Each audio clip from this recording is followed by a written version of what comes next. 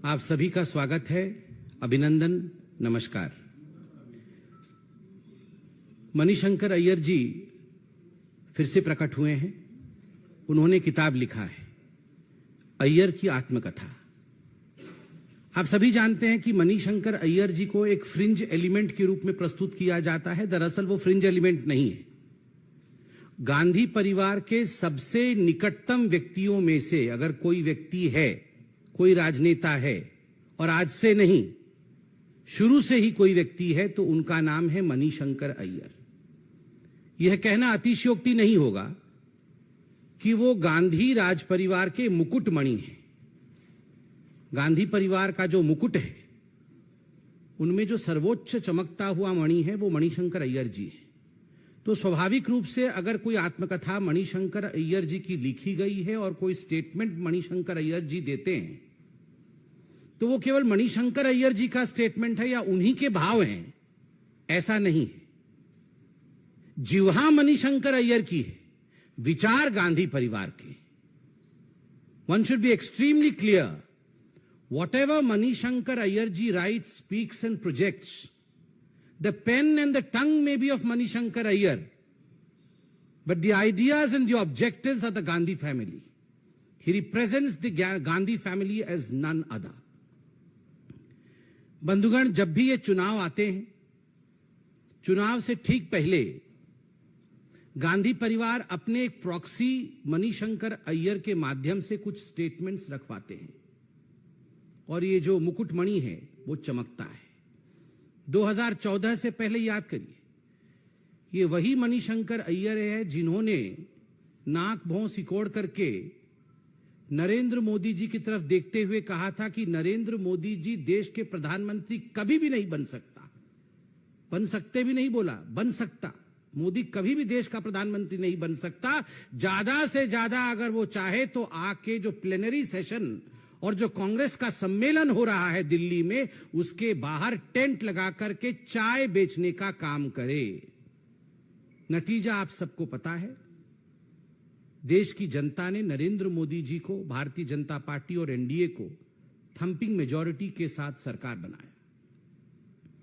2019 के चुनाव से पहले गांधी परिवार के मुकुटमणि मणिशंकर अय्यर, उन्होंने फिर से कहा था, और उस बार पाकिस्तान में जाकर कहा था कि मोदी को हराना होगा, मोदी को हराना होगा, मोदी को हटाना होगा। ये वही मणिशंकर अय्यर है जिन्होंने 2019 के चुनाव से पहले घोषणा की थी और जिस प्रकार के भाषा का प्रयोग किया था और कहा था कि नरेंद्र मोदी एक नीच आदमी है। देश के तमाम लोग आश्चर्यचकित रह गए थे कि आखिर गांधी परिवार के सबसे नजदीकी व्यक्ति इस प्रकार के शब्दों का प्रयोग प्रधानमंत्री के लिए कैसे कर सकते हैं। उसका भी नतीजा आपने देखा था। लोगों ने इस प्रकार के घमंड से भरे स्टेटमेंट्स और इस प्रकार घमंड से भरे नेताओं का हश्र क्या किया। 2024 का चुनाव आ रहा है, मुकुटमणि फिर से चमके। इस बार बोला ही नहीं, किताब भी लिख डाला है, और एक विषय पे नहीं, अनेक विषयों पे बोला है। मुख्यतः 3 P's, P1 परिवारवाद, P2 पक्षपात, हिंदुओं के खिलाफ पक्षपात, और P3 जिसके लिए घमंडिया के सारे नेताओं में होड़ लगी हुई है और लगेगी भी, पाकिस्तान। परिवारवाद, पक्षपात और पाकिस्तान, इन तीनों विषयों पर, और ये 3 विषय, ये जो घमंडिया अलायंस है, ये 3 विषय इस घमंडिया अलायंस के सबसे फेवरेट विषय हैं। उस पर मणिशंकर अय्यर जी ने थेसिस प्रस्तुत किया है, और अलायंस के जो the soul of the alliance has been presented by Manishankar Aiyar in the written format. जो अलायंस का आत्मा है, उसे आत्मकथा के रूप में मणिशंकर अय्यर ने रखा है। परिवारवाद, आप देखिए, परिवारवाद को लेकर पीवी नरसिम्हा राव, जो कांग्रेस के ही प्रधानमंत्री रहे, उनके लिए जिस प्रकार के शब्दों का प्रयोग किया गया है, यह स्पष्ट रूप से दिखाता है कि गांधी परिवार के प्रवक्ता गांधी परिवार से बाहर कोई और व्यक्ति देश का प्रधानमंत्री बन जाए, चाहे वो कांग्रेसी ही क्यों ना हो, इस विषय को सह नहीं सकते, कदाचित सह नहीं सकते हैं। और मैं याद दिला दूं, पीवी नरसिम्हा राव जी वो व्यक्ति थे जो थे कांग्रेस के, मगर गांधी परिवार के नहीं थे, और गांधी परिवार से बाहर कांग्रेस के वो प्रथम व्यक्ति थे जिन्होंने 5 वर्ष के कालखंड को बतौर प्रधानमंत्री पहली बार पूरा किया बगैर गांधी परिवार के होते हुए। यह गांधी परिवार कभी सह नहीं सकती थी। इसलिए मणिशंकर अय्यर द्वारा बुलवाया गया कि पीवी नरसिम्हा राव ये तो भारतीय जनता पार्टी के, ये तो कांग्रेस के ही नहीं। आप समझिए, जब सोनिया गांधी जी ने पीवी नरसिम्हा राव के मृत शरीर को कांग्रेस के मुख्यालय के अंदर आने से इनकार किया था, उसके पीछे के भाव को आज अनेकों वर्षों बाद मणिशंकर अय्यर जी ने जस का तस किताब और अपने आत्मकथा और उसके बाद अपने प्रेस वार्ता में प्रेजेंट किया है, उसे रखा है।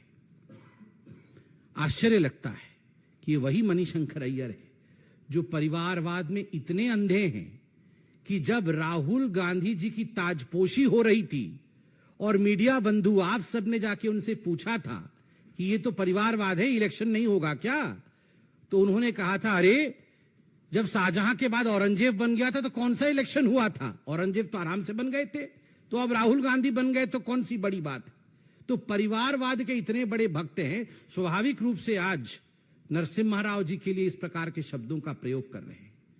पक्षपात, हिंदुओं के खिलाफ पक्षपात, यह ना केवल कांग्रेस अपितु ये जो घमंडिया अलायंस है इसका एक बेसलाइन है। और चुनाव से पहले ठीक इस पक्षपात को मणिशंकर अय्यर जी को एक फ्रिंज के रूप में प्रस्तुत करके इस विषय को रखने का प्रयास किया गया है। वो फ्रिंज नहीं है, मैं बार बार याद दिला रहा हूं। और ये किताब का भी आना ये महज एक कोइंसिडेंस नहीं, बहुत सोच समझ करके अलायंस के विचारधाराओं को थेसिस के रूप में प्रस्तुत किया है मणिशंकर अय्यर जी ने। और इस किताब में वो लिखते हैं, भव्य राम मंदिर का निर्माण चल रहा है, देश की जनता शांतिप्रिय तरीके से इस विषय को उन्होंने ग्रहण किया। माननीय प्रधानमंत्री, यशस्वी प्रधानमंत्री नरेंद्र मोदी जी ने उद्घाटन किया, शिलान्यास किया, एक इतिहास रचने जा रहा है। और उस समय यह कहना कि मैं तो बाबरी मस्जिद का पक्षधर हूं, ये मैं तो बाबरी मस्जिद का पक्षधर हूं, ये मैं नहीं है, ये घमंडिया अलायंस है, ये कांग्रेस पार्टी की मूल विचारधारा है। This is the ideology of the Ghamandiya alliance, this is the basic ideology of the Congress party which has been presented through Manishankar Aiyar today. आप सोचिए, ये वही मणिशंकर अय्यर है जिन्होंने 2019 के चुनाव से पहले राम मंदिर का विषय जब कोर्ट में चल रहा था तब उन्होंने कहा था कि अयोध्या के महल में तो 10,000 कमरे थे, क्या भारतीय जनता पार्टी या हिंदू ये प्रूव कर सकते हैं कि किस कमरे में भगवान राम का जन्म हुआ था। इस प्रकार के घृणित शब्दों का प्रयोग करने वाले व्यक्ति ने आज फिर से हिंदुओं के भावनाओं के ऊपर पक्षपाती रूप से कुठाराघात करने का काम किया है। इसलिए ये परिवारवाद और पक्षपात, और जो तीसरा पी है पाकिस्तान, उसके बिना तो ये मणिशंकर अय्यर जी या कांग्रेस पार्टी जी ही नहीं सकती है। अगर पाकिस्तान परेशान हो, पाकिस्तान के ऊपर आफत आ जाए, पाकिस्तान के ऊपर सर्जिकल स्ट्राइक हो जाए, एयर स्ट्राइक हो जाए, बाण लगता वहां है, छटपटाहट होती यहां है। मुझे बड़ा आश्चर्य हुआ, कल का दिन कितना बड़ा दिन था। आप सोच के देखिए, हिंदुस्तान ने पूरे विश्व में एक कीर्तिमान स्थापित किया, चंद्रयान साउथ पोल में लैंड कर रहा है। ठीक उसी समय एक प्रेस वार्ता आता है मणिशंकर अय्यर का, और वो कहते हैं कोट अनकोट, भारत कभी विश्वगुरु नहीं बन सकता क्योंकि भारत पाकिस्तान को नजरअंदाज कर रहा है। अगर भारत अपने पश्चिम के नेबर के साथ शांति स्थापित नहीं कर सकता, अगर भारत पाकिस्तान से बातचीत नहीं कर सकता तो भारत कभी विश्व को रास्ता नहीं दिखा सकता, भारत कभी विश्व के राह को आगे से लीड नहीं कर सकता है। मणिशंकर अय्यर जी, राहुल गांधी जी, सोनिया जी, कान खोल के सुन लीजिए, चाहे आप कितना भी भारत के लिए बद्दुआ दे दे, India has already proved its mettle. Bharatvarsh ने अपने हजारों वर्ष की तपस्या के कारण, भारतीयों के परिश्रम के कारण आज हिंदुस्तान ने, भारतवर्ष ने एक नए कीर्तिमान को स्थापित किया है। इसलिए आपका यह कहना कि भारतवर्ष कभी नंबर 1 नहीं बन सकता है, यह गलत है। पाकिस्तान, पाकिस्तान, पाकिस्तान। सर्जिकल स्ट्राइक के विषय में लिखा है कि मोदी जी सर्जिकल स्ट्राइक तो कर सकते हैं मगर पाकिस्तान से बातचीत नहीं कर सकते हैं। इससे पहले जब हमारे प्रधानमंत्री थे, हम बातचीत कर रहे थे। बड़े स्पष्ट रूप से भारत ने कहा है, नरेंद्र मोदी जी की सरकार ने स्पष्ट रूप से कहा है, talks and terror can never move together. आतंकवाद और बातचीत कभी साथ साथ नहीं चल सकती है। इसलिए सोनिया जी, राहुल जी, खड़गे जी और आपके प्रवक्ता मणिशंकर अय्यर जी, इस बात को स्पष्ट रूप से सुन लीजिए, zero tolerance for terrorism. Narendra Modi ji ने स्पष्ट रूप से कहा है, आतंकवाद को सहेंगे नहीं, आंख मिला के बात करेंगे, झुका के नहीं।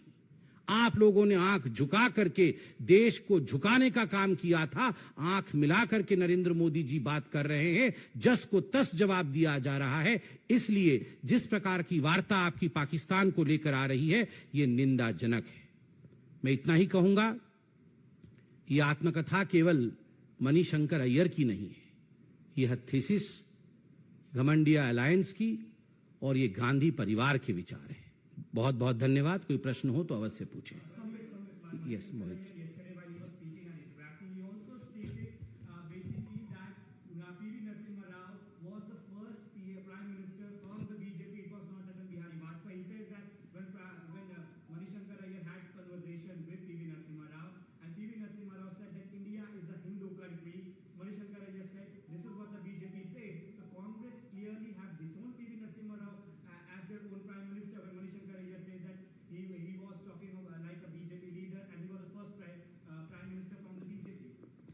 As far as Manishankar Aiyar ji is concerned, it is very clear right from the very beginning that Mr. Aiyar speaks for the Gandhi family.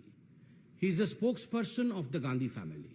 So this is not just Mr. Manishankar Aiyar's way of thinking, it's the Gandhi family's way of thinking, and we are aptly clear about the fact that right from the very beginning, the Gandhi family or the coterie of the Gandhi family could never tolerate the fact that there was someone apart from the Gandhi family named Mr. P.V. Narasimha Rao, who was a non-Gandhi family person and could complete the term of Prime Minister's office, the 5 years term, despite being not from the family.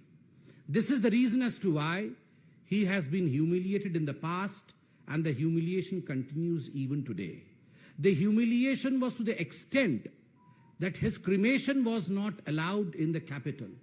The humiliation was to the extent that his body, the mortal remains of Mr. Narasimha Rao, the Prime Minister of India, was not allowed into the Congress headquarters on the behest of the Congress President, Mrs. Sonia Gandhi.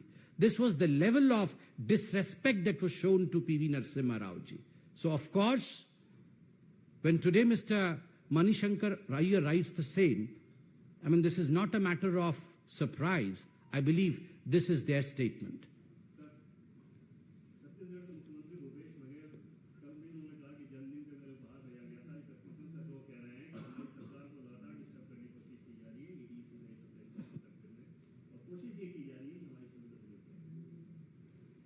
जहां तक छत्तीसगढ़ की सरकार है और उनकी छवि है, छवि को धूमिल करने के लिए हमारी आवश्यकता नहीं। जिस प्रकार के बड़े बड़े घोटाले, घोटालों की दुकान, घोटालों की मंडली छत्तीसगढ़ की सरकार ने खोला हुआ है और उसका फ्रेंचाइजी भी बांटा हुआ है। हेडक्वार्टर तो है ही कहां, आप जानते हैं, उसके फ्रेंचाइजी भी है। तो स्वाभाविक रूप से जब इस प्रकार से भ्रष्टाचार के दुकान खुलेंगे, घोटाले होंगे, चाहे वो सट्टा के घोटाले हों या वो शराब के घोटाले हों, चाहे वो कोयला के घोटाले हों, तो स्वाभाविक रूप से छींट उनके ऊपर पड़ेंगे। और जब पेड किया है ब्राइब तो होंगे ही रेड तो होंगे ही। रेड क्यों नहीं होंगे? वो जमाना लद गया, वो जमाना बदल गया है जब आपको लगता था कि भ्रष्टाचार हमारा जन्मसिद्ध अधिकार है।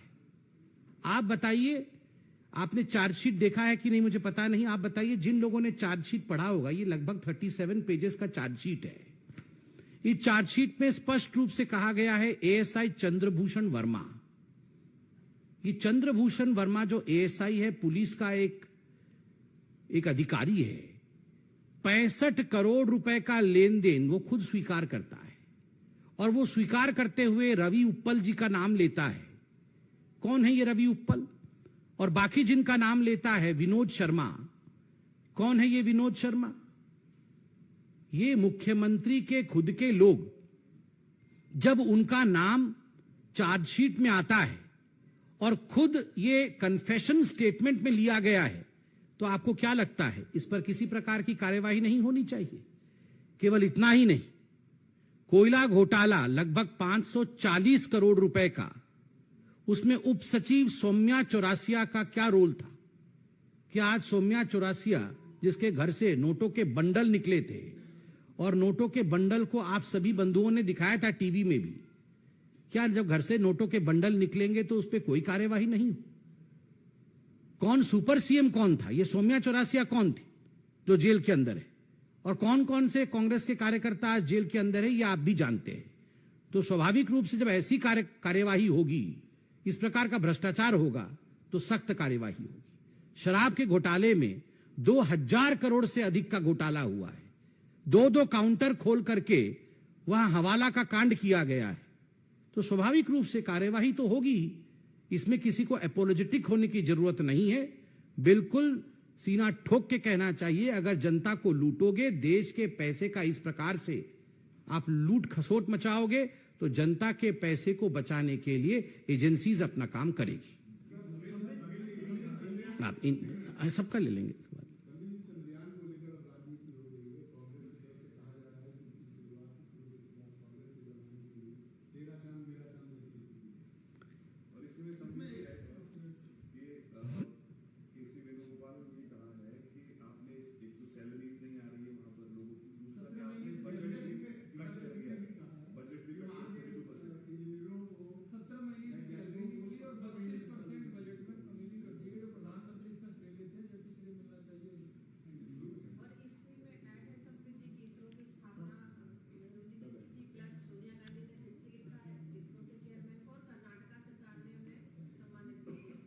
देखिए, पहले तो मैं आप सबको बधाई दूंगा कि चंद्रयान का जिस प्रकार से कल लैंडिंग हुआ मून के साउथ पोल में, और भारतवर्ष पहला देश बना मून के साउथ पोल में पहुंचने का, ये हम सब के लिए, चाहे हम प्रवक्ता हो, चाहे आप मीडिया पर्सन हो, और मेरे कैमरे के बंधु भी सामने खड़े हैं, उनको भी बहुत बधाई। हम सब भारतीय हैं। चलिए, नोकझोंक राजनीति में चलती रहेगी, बहुत प्रेस कॉन्फ्रेंसेस होंगे, मगर जब चंद्रयान चंद्र में पहुंचा, भारत के ध्वजा के साथ पहुंचा, तो हर भारतीय का छाती चौड़ा हुआ है, गर्व से चौड़ा हुआ है। उस समय वो छाती भाजपा का नहीं या कांग्रेस का नहीं। मैं आज इस विषय में, इतने विराट विषय में, जब पूरा विश्व हिंदुस्तान को वाह वाह कर रहा है, हिंदुस्तान को कांग्रेचुलेट कर रहा है, शाबाशी दे रहा है हिंदुस्तान को, आज मैं एक प्रवक्ता के रूप में नहीं, एक साधारण भारतीय के रूप में कहूंगा, लेट्स नॉट फाइट टुडे। आज का दिन लड़ाई का दिन नहीं है, आज का दिन प्रत्येक भारतीय का दिन है।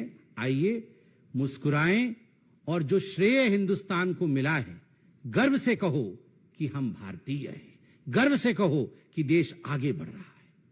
बहुत बहुत धन्यवाद।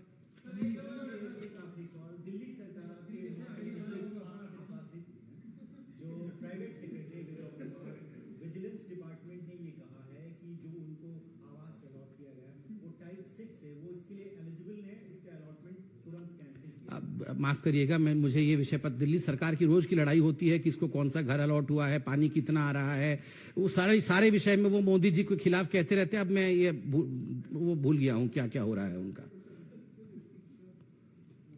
अब हो गया।